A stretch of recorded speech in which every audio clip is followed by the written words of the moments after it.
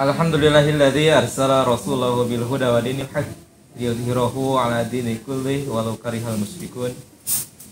Asyhadu an la ilaha illallah wahdahu la syarikalah wa anna Muhammadan abduhu wa rasuluhu alladzi la nabiyya ba'da amma ba'd. Hadirin ikhwatu iman rahimakumullah, mitra keluarga yang saya hormati. Puji dan syukur hanya untuk Allah Subhanahu wa taala. Alhamdulillah di kesempatan hari ini kita bisa bertemu kembali walaupun melalui program Gerora kerjasama dengan Say Channel. Mudah-mudahan saya pribadi, umumnya kita semua diberikan keistiqomahan, lindungan Allah Subhanahu wa taala dan tentunya maghfirah Allah Subhanahu wa taala. Dalam Al-Qur'an itu ada ayat yang mengatakan bahwa yang namanya Al-Qur'an itu hudal lil muttaqin. Seperti dalam surat Al-Baqarah, masih dalam ayat pertama, a'udzubillahi minasyaitonirrajim, dzalikal kitabu la raiba fi hudal lil muttaqin.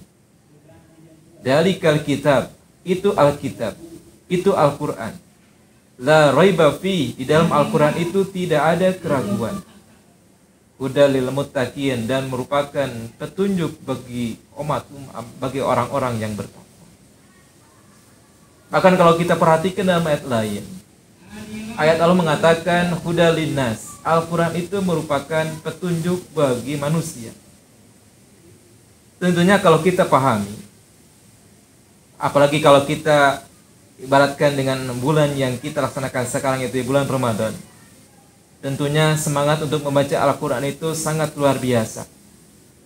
Jika kita misalkan dalam bulan luar Ramadan kita baca Quran hanya sesampainya saja. Biasanya kalau di kampung itu hanya membaca Al-Quran setelah maghrib. Tapi karena banyak gangguannya, mungkin sekarang membaca Al-Quran itu hanya seketemunya saja waktunya. Tapi kenyataannya kan kita banyak tidak membaca Al-Quran daripada baca Al-Quran. Tapi Alhamdulillah, dengan Allah menyempatkan atau menyediakan waktu di bulan Ramadan, maka tentunya kesempatan bagi kita untuk membaca Al-Quran lebih luas lagi. Bahkan kalau kita perhatikan ayat-ayat atau keterangan yang mengatakan pahala dari membaca Al-Quran itu luar biasa. Bahkan Rasulullah SAW mengatakan pahala Al-Quran itu membaca Al-Quran bukan pahala secara per surat. Jadi kalau kita baca satu hari misalkan 1 juz, itu bukan pahalanya 1 juz. Tapi bukan juga pahala membaca Al-Quran itu 1 surat. Tapi ternyata Rasulullah SAW menerangkan bahwa pahala membaca Al-Quran itu harfan biharfin. Itu huruf demi huruf. Man qala alif lam mim, maka kita mendapatkan pahala itu dari alifnya, dari lamnya, dari mimnya. Jadi kalau kita membaca alif lam mim sudah 3 pahala yang kita dapatkan. Kalau kita membaca bismillahirrahmanirrahim kurang lebih ada 19 huruf yang kita baca.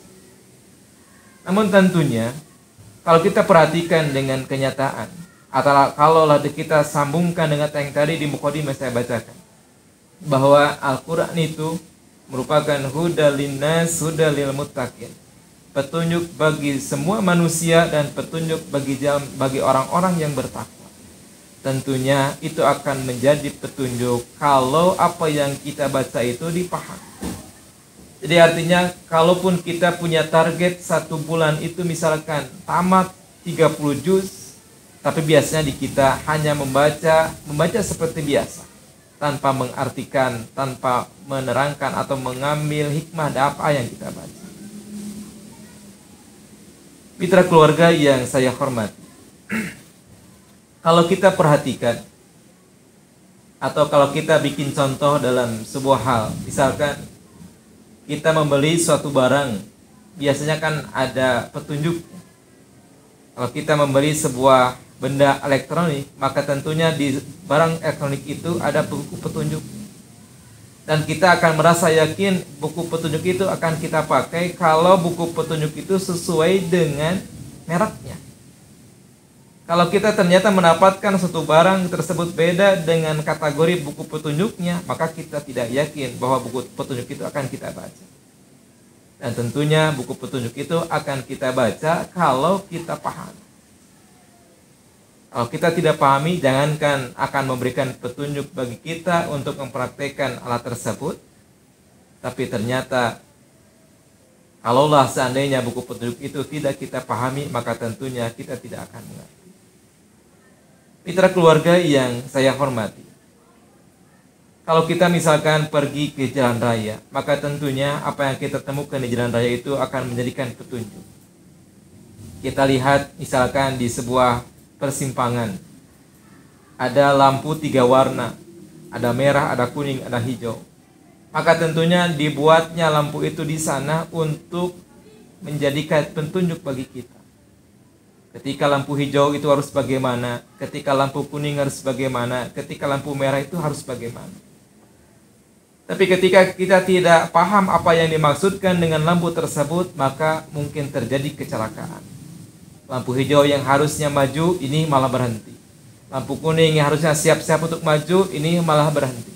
Maka tentunya itu akan terjadi kecelakaan bila mana walaupun aturan itu ada tapi kita tidak paham.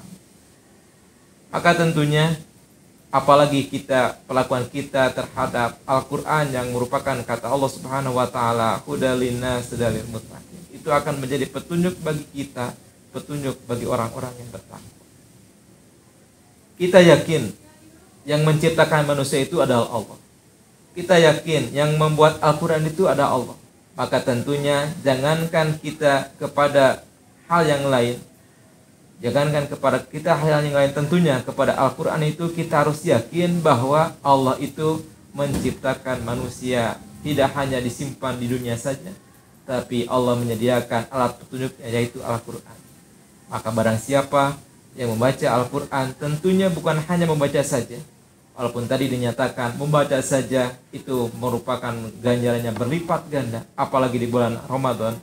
Maka tentunya kalau kita menjadikan beberapa contoh tadi, bahwa buku petunjuk itu akan kita jadikan, akan jadi petunjuk bagi kita kalau kita paham dari apa yang ada dalam buku tersebut.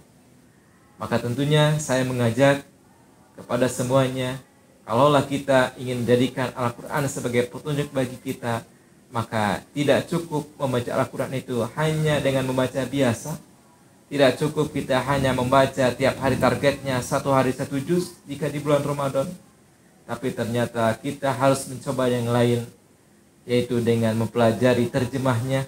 Apalagi kalau kita mampu untuk mempelajari maksud dan tujuan dari apa yang kita baca.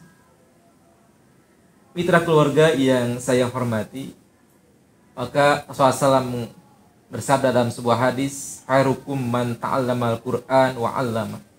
Yang paling baik di antara kalian adalah orang yang belajar Quran dan orang yang mengajarkan Al-Quran.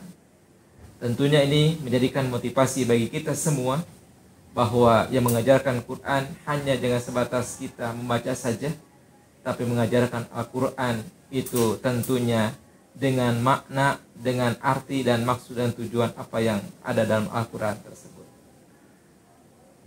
Mitra keluarga yang saya hormati, maka tentunya dengan keterangan dari Allah Subhanahu wa taala, misalkan tadi dalam surat Al-Baqarah ayat kedua, maka jadi motivasi bagi kita bahwa walaupun banyak keterangan, banyak hadis yang menerangkan bahwa membaca Al-Quran itu pahalanya luar biasa. Bahkan digambarkan oleh Rasul, orang mukmin yang membaca Al-Quran itu bagi orang mukmin yang membaca Al-Quran serta mengamalkannya itu seperti buah yang harum dan manis rasanya. Tapi jikalau ada orang mukmin yang hanya membaca saja tanpa mengamalkan, maka itu seperti buah yang tidak harum tapi manis rasanya.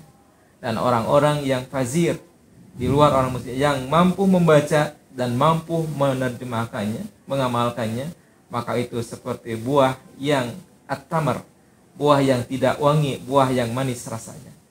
Apalagi kalau ada orang di luar mukmin yang tidak baca, tidak mengamal Al-Quran, maka tentulah itu seperti perumpamaan buah yang tidak wangi dan rasanya pahit sekali.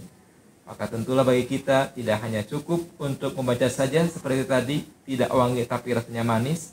Maka kalau kita ini gambarkan oleh Rasulullah SAW seperti buah yang rasanya manis, apalagi harum, tercium oleh orang lain, maka tidak hanya cukup kita hanya dengan membacanya saja, kita tingkatkan kepada tingkat selanjutnya, yaitu dengan cara menerjemahkannya.